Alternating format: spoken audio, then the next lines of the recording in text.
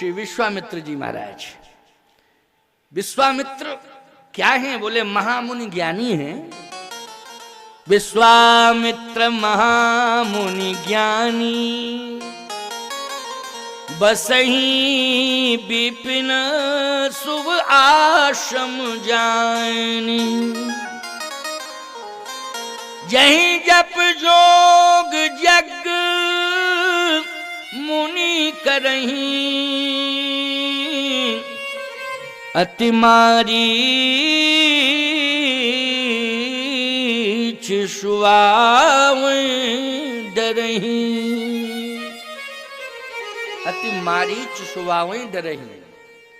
विश्वामित्र जी ज्ञानी हैं, बहुत बड़े यज्ञ सम्राट हैं, लेकिन यज्ञ सफल नहीं कर पा रहे हैं।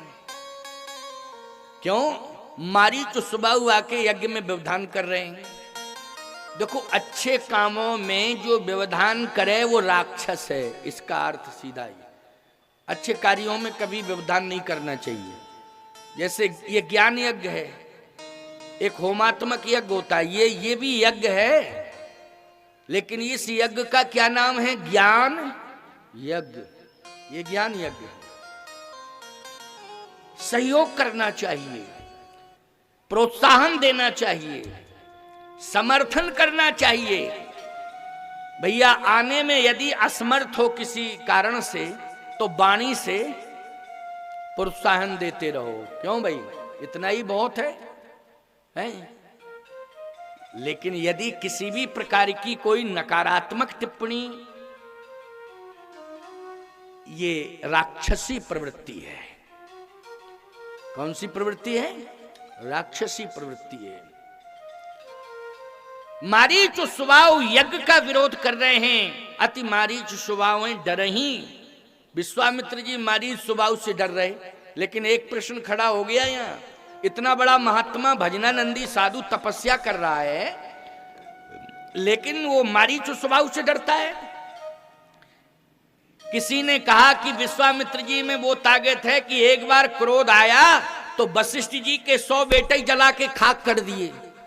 क्रोध आया विश्वामित्र जी को, एक बार कथा आती है, ऐसा क्रोध आया भैया कि वशिष्ठ जी के 100 बेटा जल के खाक राख की ढेर हो गए हो। तो कहे वशिष्ठ के पुत्रों को खाक करने की क्षमता है, मारीच स्वभाव को खाक करने की क्षमता नहीं है।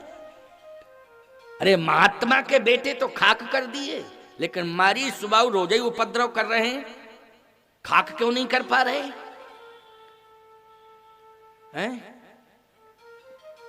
आखिर वो ताकत कहां चली गई? क्या वो ताकत ही खत्म हो गई? 100 पुत्रों में चली गई? उन्हीं को भस्म करने में वो शक्ति नष्ट हो गई? सुन लीजिए मेरी बात को। रामचरितमानस में प्रतीकवाद भी है। प्रतीकवाद, प्रतीकवाद का अर्थ है कि कौन सा पात्र किसका प्रतीक है, इसको कहते हैं प्रतीकवाद। कौन सा पात्र किसका प्रतीक है, इसको प्रतीकवाद कहते हैं। जैसे रावण किसका प्रतीक? चलिए यहीं पर थोड़ा प्रतीकवाद की बात बता दें, स्पष्टीकरण दे दें तो बात समझ में आ जाएगी। जैसे प्रश्न है कि रावण किसका प्रतीक है, तो प्रतीकवाद कहता है कि रावण मोह का प्रतीक है। किसका प्रतीक है? मोह का प्रतीक है। अच्छा, मोह का प्रतीक है। प्रमाण क्या है? बोले इसके 10 सिर हैं, तो 10 सिर से मोह का प्रतीक क्या संबंध है? कहा मोह की उत्पत्ति 10 स्थानों से होती है। 10 स्थानों से मोह की उत्पत्ति होती है। और रावण के सिर कितने हैं? 10। एक सिर एक एक व्यवस्था का प्रतिनिधित्व कर रहा है। जैसे 10 स्थान कौन है जो मोह जिनसे जन्म लेता है? गोस्वामी जी कहते हैं जननी जनक। गिनते जाना, थोड़ा हमारा सहयोग किया करो तुम लोग, कि सब कुछ हम ही को करना पड़ेगा। हाँ, जननी हम बोलते जा रहे हैं, तुम गिनते जाओ। जननी जनक बंधु सुत दारा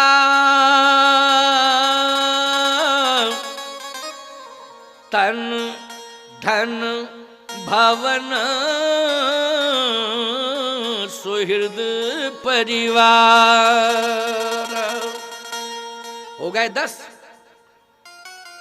बस यही है मोह। इन 10 स्थानों से मोह प्रकट होता है, मोह की उत्पत्ति होती है। और रावण के सिर कितने हैं? 10 हैं, अर्थात ये मोह का प्रतीक है। इसको प्रतीकवाद कहते हैं, ठीक है ना भैया? प्रतीकवाद। जैसे अहंकार शिव बुद्धि अज मन शशि चित्त महान। अहंकार के प्रतीक कौन है? बोले भगवान शिव हैं। मन का प्रतीक कौन है? बोले चंद्रमा है। बुद्धि का देवता कौन है? बुद्धि के प्रतीक कौन है? श्री ब्रह्मा जी हैं। कौन है? ब्रह्मा जी। ये प्रतीकवाद है प्यारे। हाँ, अहंकार के प्रतीक का मतलब ये मतलब ना अहंकारी देवता है शंकर जी, सबसे बड़े निराभिमानी हैं वो, लेकिन अहंकारियों को छोड़ते नहीं हैं वो। समझ गए हो कि नहीं? अहंकारियों को वो छोड़ते नहीं हैं। सावधान। तो मारीच स्वभाव किसका प्रतीक है? मारीच स्वभाव भी प्रतीक होगा, ये भी तो राक्षस है। बोले कुंभकर्ण, कुंभकर्ण अहंकार का प्रतीक है। तो मारीच स्वभाव किसके प्रतीक हैं? मारीच स्वभाव, बोले मारीच है दोष का प्रतीक और स्वभाव है दुख का प्रतीक। ये प्रतीकवाद में मारीच किसका प्रतीक है? दो। स्वभाव आ रहा है कि मारीच आ रहा है? सुन मारीच निशाचर को ही, सुन मारीच, प्रमाण मिला है कि मारीच आ रहा है। बोलो आ रहा है ना मारीच? सुन मारीच निशाचर को ही ले सहाय धावा मुन द्रोही। और मारीच के पीछे स्वभाव आ रहा है। तो स्वभाव पहले क्यों नहीं आ रहा? मारीच क्यों आ रहा पहले? मारीच दोष का प्रतीक है और स्वभाव दुख का प्रतीक है। जीवन में दोष पहले आता है, पीछे से दुख आता है। बोलो भाई, पहले दुख आता है कि दोष आता है? जल्दी बोलो। तुम्हारे जीवन में भी पहले क्या आता है? दोष। और फिर दुख को बुलाना नहीं पड़ता, अपने आप आ जाता है। आ जाता कि नहीं आ जाता? हाँ, आ जाता। एक आदमी मेरे पास आया, बोला महाराज जी आप ऐसी दुआ दे दो कि हम ठीक हो जाएं। हमने की बात क्या है? बोले बात यह है कि हम इतने परेशान हैं कि बीमारी से पूरी तो प्रॉपर्टी बिक गई और पत्नी का सोना चांदी जेवर जो था वो बिक गया, यहां तक कि रिश्तेदारों से भी उधार ले लिया, वो भी चला गया, लेकिन बीमारी नहीं गई। तो हमने कहा कैंसर वैंसर तो नहीं? अरे बोले कैंसर वैंसर नहीं है। तो हमने कहा ऐसी कौन सी बीमारी थी कि सब कुछ चला गया तेरा? बोले महाराज 10 लाख रुपया खर्च हो गए। तो हमने कहा फिर कौन सी बीमारी? कोरोना? अरे बोले कोरोना वोरोना नहीं है, कुछ नहीं है। फिर क्या है बीमारी? जल्दी बोल। बोले महाराज जी बीमारी है ये, खांसी आती है, खांसी। हमने कहा क्यों खांसी आती है? बोले हाँ। मैंने कहा कौन मूर्ख डॉक्टर था या कौन कौन डॉक्टर थे मूर्ख के 10 लाख लूट लिए खांसी के लिए और खांसी ठीक नहीं कर पाए? क्यों भैया 10, 5, 15, 25 हजार में खांसी ठीक हो सकती है कि नहीं हो सकती? बशर्ते कोरोना ना हो। समझ गए हो कि नहीं? कोरोना ना हो, खांसी वांसी तो ठीक हो जाएगी कि नहीं हो जाएगी? नहीं, कोरोना वाली खांसी नहीं हो सकती ठीक, लेकिन थोड़े पैसों में खांसी वांसी ठीक हो जाएगी, ये पक्की बात है।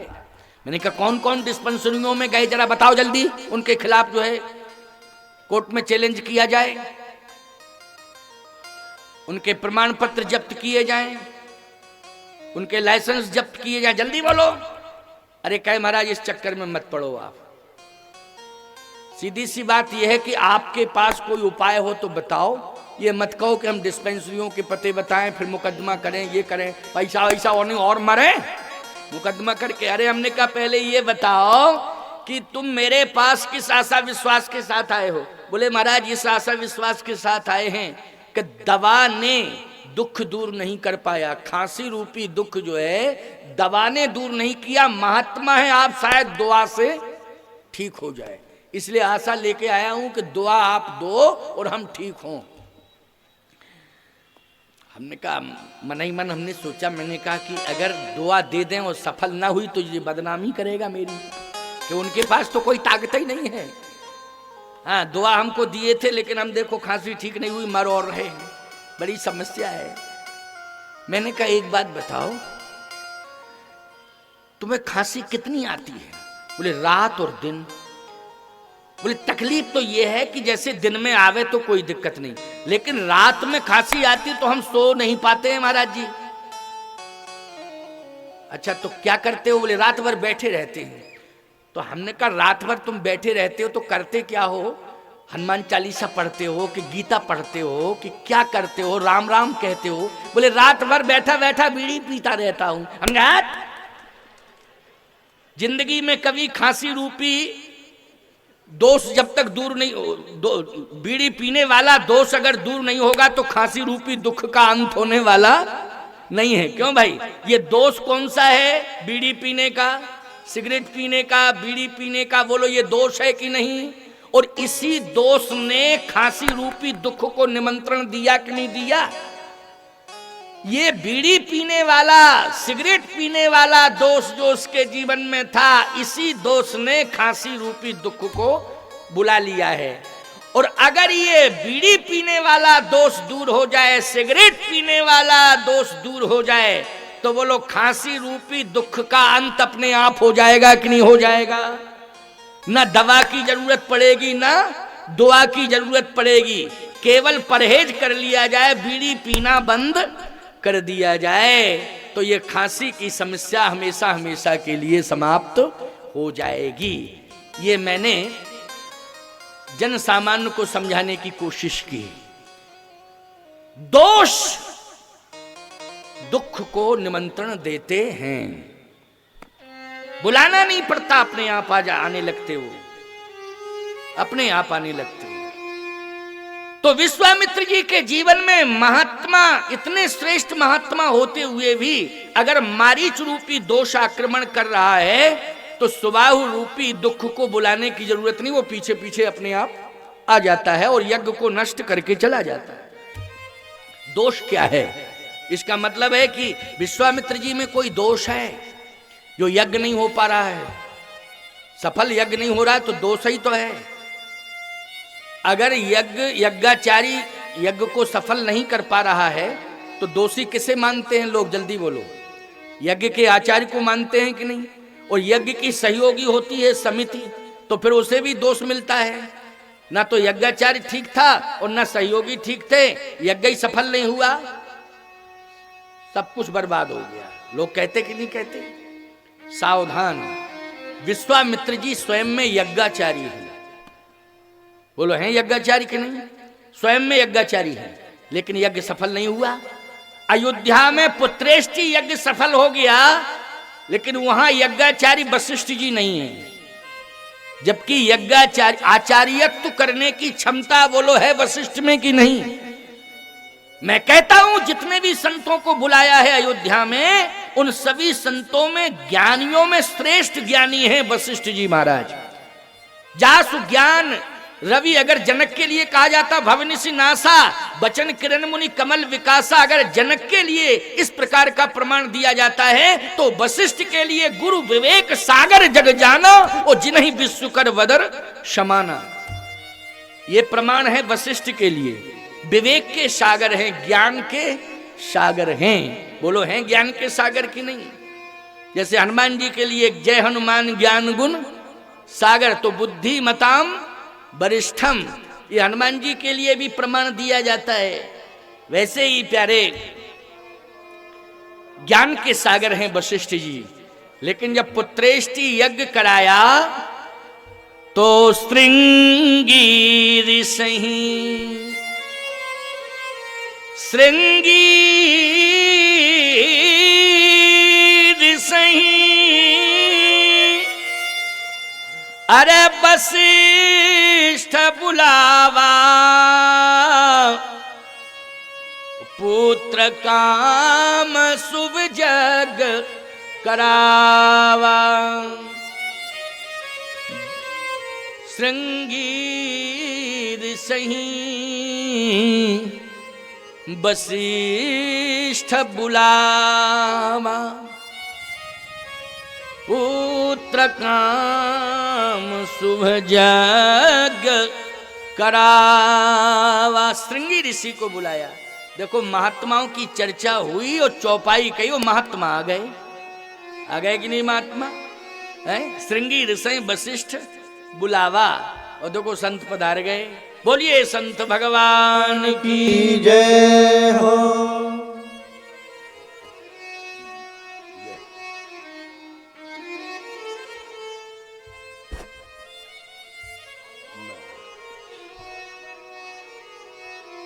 अच्छे हो।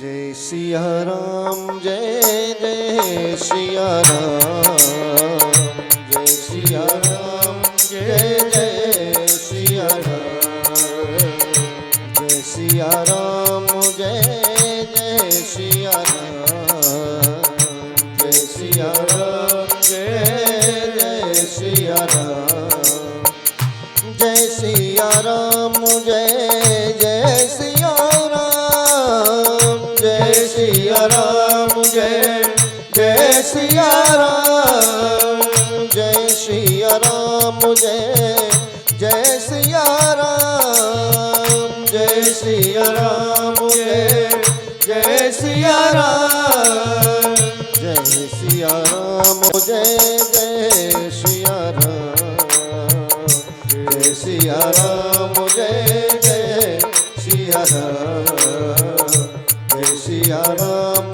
जय जय सिया राम, जय सिया राम, जय जय सिया राम, जय सिया राम, जय जय सिया राम, जय सिया राम, जय जय सिया राम, जय सिया राम, जय जय सिया राम, जय सिया राम, जय जय सिया राम, जय सिया राम, जय जय सिया राम।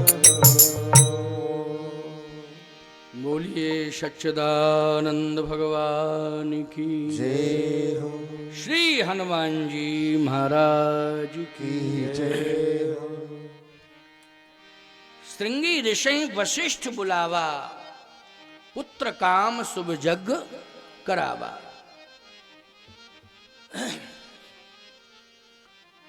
वशिष्ठ जी ज्ञानी हैं, विवेक के सागर हैं, लेकिन किसको बुलाया आचार्यत्व कराने के लिए? यज्ञ का आचार्य किसको बनाया? श्रृंगी ऋषि को।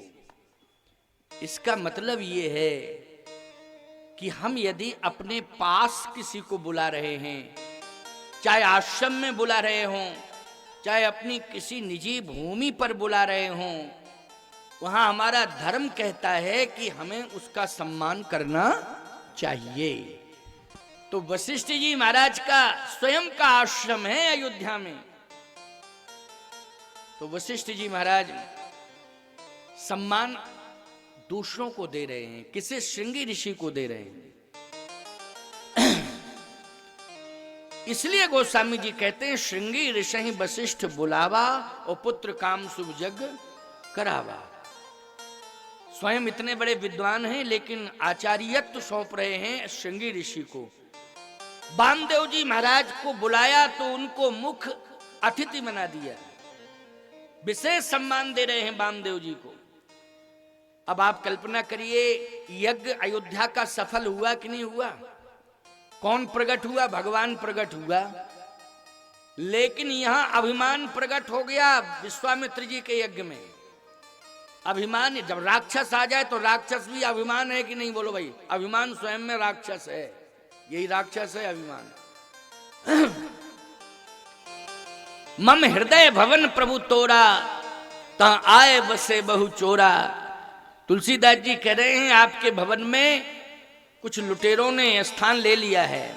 काम क्रोध लोभ मोह मद मत्सर, ये सब राक्षस हैं, ये विकार ही राक्षस हैं। तो वशिष्ठ जी महाराज श्रृंगी ऋषि को यज्ञ का आचार्य बनाते हैं और ऐसा दिव्य यज्ञ हुआ, पुत्रेष्टि यज्ञ, कि प्रगटे अग्नि चरु कर लीने, भगवान प्रकट हो गए। लेकिन मारीच और सुबाहु जैसे राक्षस विश्वामित्र के यज्ञ में प्रकट हो गए। जब भी आहुति डाली और मारीच सुबाहु प्रकट। क्यों भाई? मारीच सुबाहु प्रकट, स्वाहा, और उन्होंने कहा कुछ डाल दिया, कहीं कुछ डाल दिया, कहीं कुछ गड़बड़ कर दिया। सब चिंतित हैं। कारण क्या है कि हमारा यज्ञ सफल नहीं हो रहा, मेरे अंदर दोष आ गया है। क्या दोष आया? कि मैं सम्मान लेना जानता हूं लेकिन सम्मान देना नहीं जानता हूं, ये दोष है। सम्मान लेना जानता हूं लेकिन सम्मान देना नहीं जानता हूं, यही दोष समझ में आ रहा है। इसलिए मारीच और सुबाहु ये दोनों आक्रमण करते हैं। मारीच क्या है? दोष है ना। सम्मान लेना ही सीख रहे हो, देना नहीं जानते हो, ये दोष नहीं है तो क्या है? इससे किसकी प्राप्ति होगी? दोषों की प्राप्ति होगी। इससे दोष ही रहेंगे तुम्हारे पास। और विश्वामित्र, तेरे जीवन में यही सबसे बड़ा दोष रहा कि तूने सम्मान नहीं दिया, किसी को सम्मान लिया है, इसलिए तेरा यज्ञ सफल नहीं हो रहा। ये दोष रूपी मारीच बार बार आक्रमण करता है और पीछे से सुबाहु रूपी दुख आकर के यज्ञ में व्यवधान पैदा कर देता है। अब तुझे सम्मान का भूखा नहीं रहना चाहिए।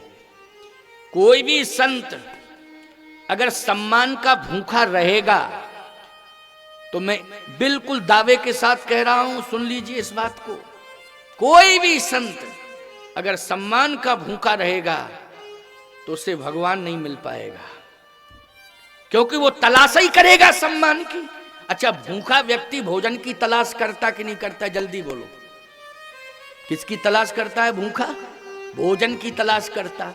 और जो सम्मान का भूखा होगा वो किसकी तलाश करेगा? सम्मान की तलाश करेगा।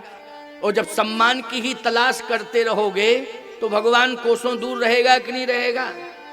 इसलिए संत को चाहिए कि वो सम्मान की तलाश में ना घूमे, वो भगवान की तलाश में घूमे, वही संत है।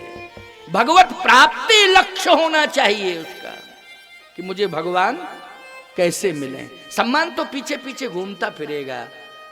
बोलो, साधु को सम्मान तो अपने आप ही मिल जाता है, प्रयास ना करे। सहज भाव से तो सब सम्मान करते ही हैं। अरे तिलक लगा के कोई पहुंच जाए भैया तो सम्मान बढ़ जाता है उसका। आस्तिकों में तो बढ़ ही जाता है, बढ़ जाता है कि नहीं? नास्तिकों की बात हम नहीं कहते हैं। आस्तिकों में सम्मान, तिलक लगा के देख ले तो सम्मान अपने आप देने लगता है देखने वाला व्यक्ति। और नास्तिक उपहास करता है, उसके मन में आस्था है ही नहीं। एक बार एक नास्तिक हमारे सामने ही आ गया तो 3 लोग थे, वो एक सामने आ गया, 2 पीछे खड़े उसके। तो एक बोला, क्यों ये देख रहे हो महात्मा जी के मस्तक पर, ये माथे पर क्या है? तो दूसरा बोला, क्रिकेट के स्टैंप हैं।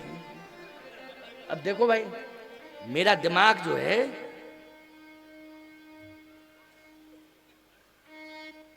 बहक गया। फिर मैंने कहा नहीं नहीं नहीं नहीं, ये नास्तिक है,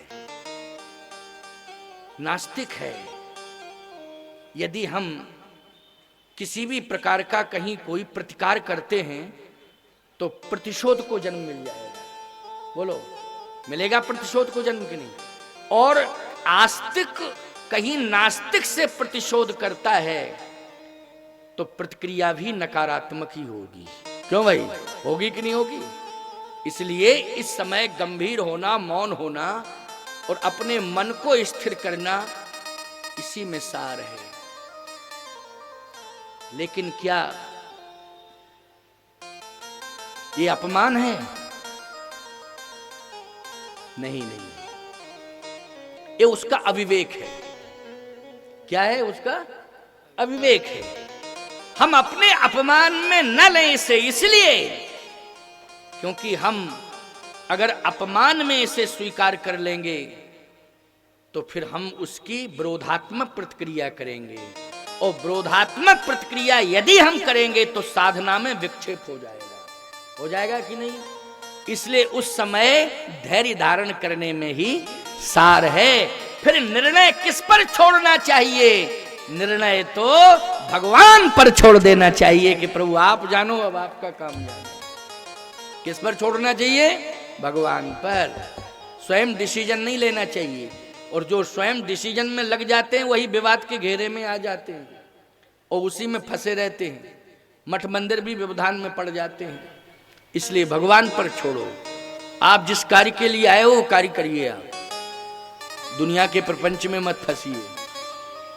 विश्वामित्र जी ने कहा कि मैं सम्मान लेने की तलाश में निकल पड़ा और यज्ञ के माध्यम से सम्मान पाना चाहता था, लेकिन सम्मान ही अभिमान बन गया, और अभिमान बना तो दोष रूपी मारीच का आक्रमण हो गया। सुबाहु रूपी दुख मेरे पीछे आ गया और मेरे यज्ञ को विध्वंसित कर दिया। आज रो रहे हैं, आंसू बहा रहे हैं, सोच क्या रहे हैं? तव मुनिवर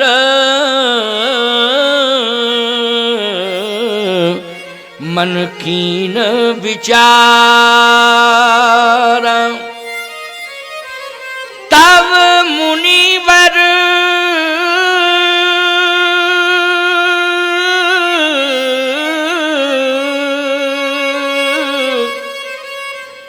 मन कीन विचारा, प्रभु अवतरऊ हरण मही भारा।